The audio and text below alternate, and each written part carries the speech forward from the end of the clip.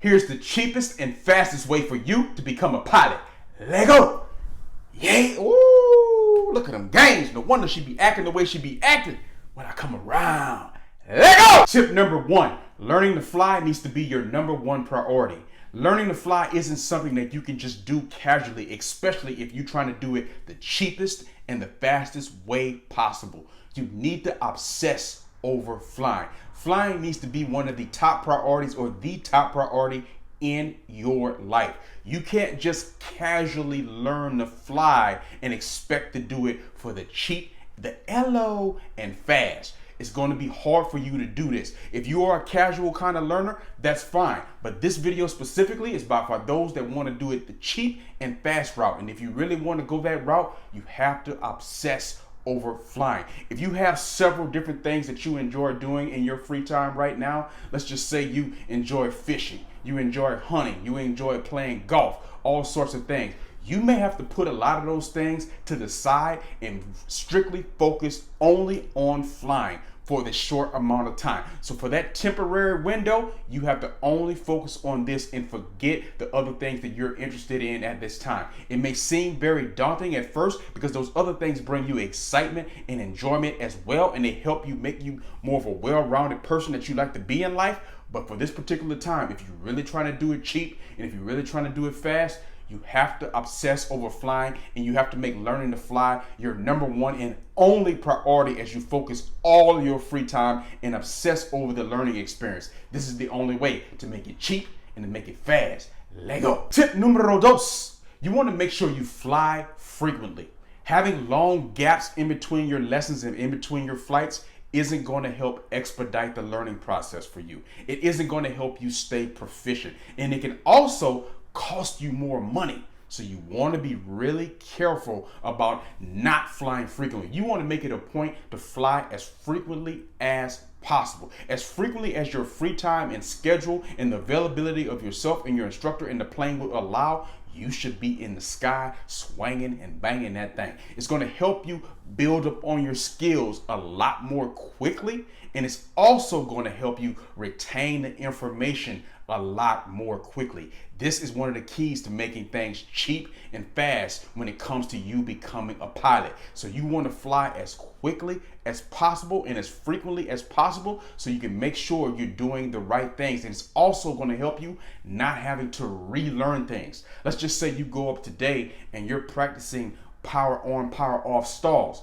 but then your next flight wasn't for maybe next week or 2 weeks later, and all of a sudden you may have forgot the flow. You may have forgotten a lot of the things that you learned on that flight, whether it was those power on, power off stalls or landings or anything else that you were doing. So now what? Now you're paying more money to relearn something that you could have learned before and retained it a little bit better if you would have went up multiple times, let's just say within that same week. Try to fly as frequently as possible. So this is why I'm talking about the obsession of tip number one. Carryover is going to help you fly as much as possible in tip number two, and this is the way to get that thing cheap and fast. Lego. Number three is my personal favorite when it comes to the cheapest and fastest way for you to become a pilot. You want to get your medical and then study your ground and take your written exam before you step foot in the cockpit and before you even find an instructor. These are all things that you can do on your own. After you do a discovery flight, that should be the first thing that you do if you're even curious about aviation. After you've done that discovery flight and you determine to yourself this is something you want to pursue, the very next thing on your to-do list should be to get a medical. This is something, again, you don't need anyone's assistance to do this. Get this as quickly as possible. Coordinate with the aviation doctor and make sure that you have the appropriate medical clearances that you're going to need for the pilot that you want to become. That's number one, to make sure your health is in order, because it makes no sense to go through the process if your health isn't right. So get that first. You don't want to spend all this money and then find out something later. So get that first.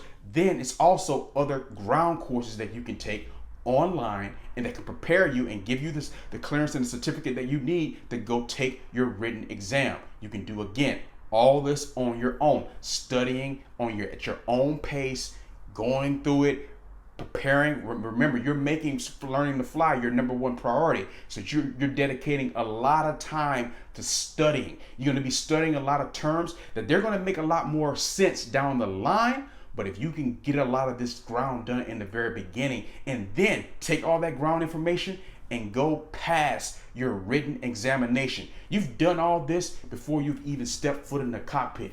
You'll be in a power position. You'll be in a very good position because you'll already be familiar with a lot of the terms, with a lot of the nomenclature, with a lot of everything, the jargon that goes along with aviation and with flying. And then now you're just seeing it firsthand and in technicolor while you're sitting there in 3D and actually experiencing it for yourself in the cockpit as you begin to crank out those lessons. And when you coordinate with an instructor and you already let them know that you have your medical and you've already showed them that you've passed your written, now they're going to take you even more seriously because they see where you are and they see where they can take you. This is one of the cheapest and fastest ways for you to get that thing for the LOA. Tip number 4, be prepared for every flight lesson. We've developed some habits in our learning experience, and most of that is developed when we're in grade school or just coming up academically, whether it's elementary, middle school, high school, college, whatever it may be. One of the things that we have a tendency to do as students is not prepare for the class that we're entering. You may have gotten away with that, like we all have at various levels of school that we went through. You do not want to do this when it comes time for your flight lessons. It's only going to cost you more money in the long run. You want to be thoroughly prepared for each and everything that's going to be covered within that lesson. So when you're showing up, you already know exactly what you're going to go over, and you've already went home and reviewed all of your ground materials and everything pertaining to the topics that are going to be executed and discussed in that flight lesson. You're showing up thoroughly prepared for every lesson. This preparation meeting opportunity is what's going to make you successful, and it's going to make you get your pilot's license cheap and fast. If you do not prepare and you just show up for these lessons, you're being tugged and dragged around and you have to kind of learn on the spot. That costs you money, baby. And we're talking about doing it for the cheap and the fast. Be prepared for every flight lesson. Tip number 5, learn as much as you can on the ground, on your own, and then verify with your flight instructor. You can use a variety of different tools, like use that same online tool that you use to absorb all that ground information and get that clearance before you went off and took your written. You can use all of the videos, over 100 of them things on this channel, to absorb all the information that you need. And then once you've learned stuff on your own, then verify this information with your flight instructor when you're in flight. What you're doing is you're taking personal responsibility and accountability for your own learning and experience. And you're not just sitting back passively letting someone just trying to feed you information. Because if you're doing that, they're going to do it on their own time and it's going to cost you. But the more you can learn on your own, the more that you can learn on the ground, the more initiative that you can take to get the information and to get the knowledge that you need. And then you just verify that with your instructor, the better position you're going to be in, and the cheaper and the faster you're going to be able to become a pilot. This is one of the keys. Don't be a passive learner. Be active in your own learning experience and your own pilot journey. Tip number 6, train at a small, non-busy airport. When you make your selection as to the airport that you want to train at, try to find the smallest, non-busy one that you can find. This is going to help you in a variety of different ways. If it's less busy, then of course there's less activity there, which gives a lot of the sky nice and free for you in the nearby area to fly around and do your maneuvers without having to navigate through a lot of minutia to do it.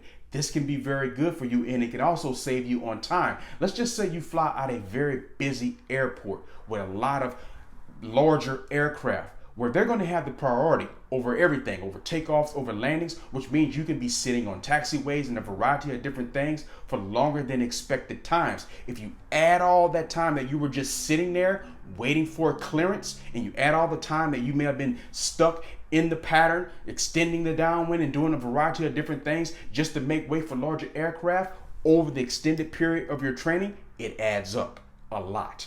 And it's a lot of money that can be saved if you were at a smaller airport where you did not have to deal with that kind of traffic. So that's one of the keys that you want to be aware of. But you also want to be about some of the downsides of course, training at a smaller airport. If you're at maybe a non-tower situation, it doesn't give you an opportunity to really jump on those comms and flex those comm muscles like you may have at a more busy tower kind of place. But there's also some tips coming up later that can help you with that. So look for that smaller, less busy kind of airport where you can learn. It's a nice environment to learn. Think about it when you were learning to drive a car.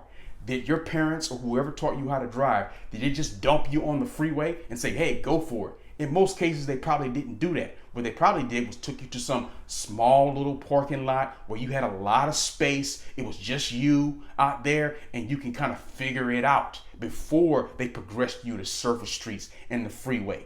This is one of the benefits of training at a smaller, non-busy airport. Tip number 7, shop around for your instructor.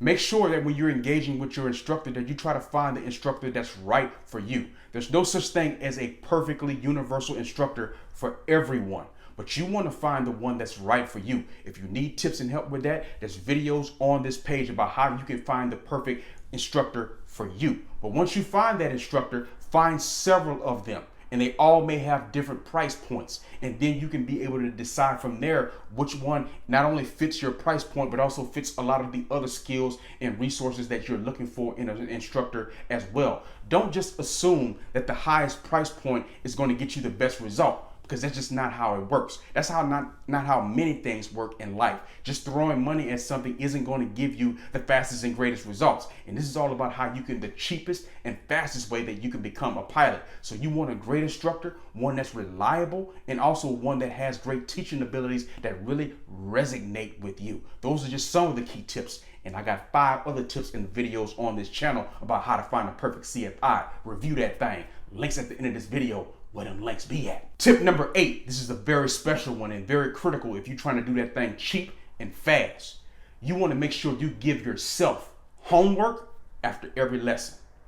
I know in our careers, in our learning experiences, most of us run away from homework. We don't want homework. But in this world of aviation, and if you're trying to become a pilot and you're trying to do it cheap and fast, you want homework. You desire homework. You eat homework up. You want that thing. And the reason why you want it is going to help you learn faster. So give yourself homework. Let's just say you went up and you did several different types of landings in addition to a couple maneuvers. Write down what you did well, what you didn't do well after you do your debriefing with your instructor, and then take that homework that you have, and not only are you planning for 2 things. One, you're going back and study the ones that you didn't do very well. Maybe you're watching videos on this channel, you're watching other kinds of content, you're actually consuming things and reading things to learn what you did wrong on certain maneuvers or certain landings so you can get better. That's your homework and part of the review. Then you're also doing homework and planning for the next lesson so you can be prepared, because that's one of the earlier tips that we talked about. Give yourself homework between lessons. No one's going to be responsible for giving you homework. That's up to you, because you're going to go at your own pace on how you want to learn. So make sure you give yourself homework and take that responsibility, because this is going to help you expedite the process. Tip number 9, you want to chair fly daily. If you chair fly daily, going through all of your flows about all the maneuvers and everything that you have to do in the cockpit, you will learn very, very fast. A lot of the things that you do in terms of the mechanics of flying an airplane, it's all about muscle memory. And a lot of that muscle memory can be drilled into your head simply by chair flying. If you want a review of what exactly is chair flying and why and how to do it and why it's so effective, again, videos on this channel. Over 100 videos, baby. Everything that you need to know for you to become a pilot. Link at the end of this video where them links be at for that. So once you get that into your mind that you're going to chair fly daily, you designate time. Maybe it's when you wake up in the morning. Maybe it's right before you go to bed, lunchtime, whatever it may be. Block off a certain amount of time. And you don't have to be doing this for hours every day. If you dedicate 15 to 20 minutes a day, consistently hard chair flying, going through your flows and your maneuvers, your emergency procedures, trust me, you will become a good pilot and a better pilot and learn at a faster rate. The power of chair flying has been proven over and over again. Tip number 10, listen to the live ATC app daily. This is how you're going to get familiar with radio comms very quickly. If you're chair flying, 15 to 20 minutes daily, and you're listening to the Live ATC app daily, you're actually getting that muscle memory in, and you're also getting that radio experience in. So even if you are following one of the previous tips by flying at a smaller type of airport, you're getting those busy air comms and that radio comm work in on a daily kind of basis. These are things that you can do on the ground. That's the beauty of the chair flying and listening to the Live ATC app. You're doing all these things on the ground, and it's helping expedite your learning curve. Think about this when it comes to becoming good at comms. You don't want the only time that you listen to aviation radios is when you're flying at a flight lesson. That's not good. That's the only time you're being exposed to the language of aviation, to the language of being a pilot. You want to be exposed to that language on a daily basis if possible. And with technology, it is possible if you just download the Live ATC app and run that thing for about 15 minutes each and every day. It's almost like learning a foreign language. If you were to just practice it every once in a while, how long would it take for you to learn it? How expensive would it be? But if you were to practice it every day, then how cheap would it be and how fast would you learn it? You got to take that same approach, baby. Learn that thing. Tip number 11, take all of your flight lessons in the cheapest aircraft available at your flight school. Whenever you get into aviation, you can be excited about wanting to experiment with all sorts of aircraft, maybe things that you may have seen on TV, maybe certain types of other aircraft that you just think are cool, but a lot of that can be very expensive. If you're trying to do it for cheap and do it for fast, you want the cheapest aircraft available to you at your flight school. This is one of the best ways that you can get in on that thing. And again, in the beginning, it's all new to you. So it doesn't matter what the aircraft is. It's all going to be exciting. Flying anything at that point is going to be exciting because the whole experience is new. So you don't have to go out and spend extra money on certain type of aircraft and a more expensive aircraft just to have a great experience. The smallest aircraft available or the least expensive aircraft available is still going to get the job done, and it's going to get you all the tools that you need for you to become a pilot. Tip number 12 goes in conjunction with tip number 11. After you found that smallest aircraft and the least expensive aircraft that you can find at your flight school, see if you can buy bulk hours. So they may reduce the rate if you're buying in bulk. So that's another way for you to save money. So not only are you on the smallest aircraft, you've already, remember, you're going to fly frequently. So you're opening up your schedule, you're blocking off that time, and then you're going to buy in bulk when those hours so you can save even more money that way. These are some of the greatest tips that you can have if you're really trying to become a pilot for cheap and fast. Lucky number 13, and it really is lucky number 13 because you have to be in a certain position to actually experience lucky number 13 and save on your pilot journey. And that is if you just happen to have a friend who is an instructor and owns their own plane. Obviously, that is easy street for you in terms of getting your pilot's license and becoming a pilot the cheap and fast route. It's lucky number 13 for a reason because you have to be in a lucky position to actually have that experience and have those resources. First of all, know someone who's an instructor who owns their own plane and who is available to actually instruct you. Because just because they have their own plane, just because they're an instructor, doesn't mean that they have the time to take on you as a student or whatever. But if you're in that position and if you can explore that kind of option, that is obviously a very great option for you to get your pilot's license for cheap and fast. Tip number 14, buy your own plane and use it to train in. You really have to be careful with this one, but it is a viable option if you do the proper research. When you talk about being an aircraft owner, you're taking on an additional responsibility that goes outside of you just learning to fly. So make sure that you're ready for that in the very beginning. You may be in a position where the world of aviation is all new to you and all you want to do is just be a student pilot and not an aircraft owner at that time. But if you have the resources or you're in a position where you do want to take on aircraft ownership, looking into being an aircraft owner, of course, and then using that plane, partnering with an instructor to teach you to fly in your own plane can be a way that you can save money in the long run in a variety of different ways. You really want to do your research on this because you want to make sure that you're purchasing the right aircraft, not one that's going to leave you with a lot of repairs and a lot of maintenance that was maybe unexpected and that you didn't really prepare for. So that can be problematic for you. Also think about the additional cost like hangar operations and all kind of maintenance costs and inspections and things that have to be done with aircraft ownership. That's going to be additional cost in addition to, of course, the price of the plane itself.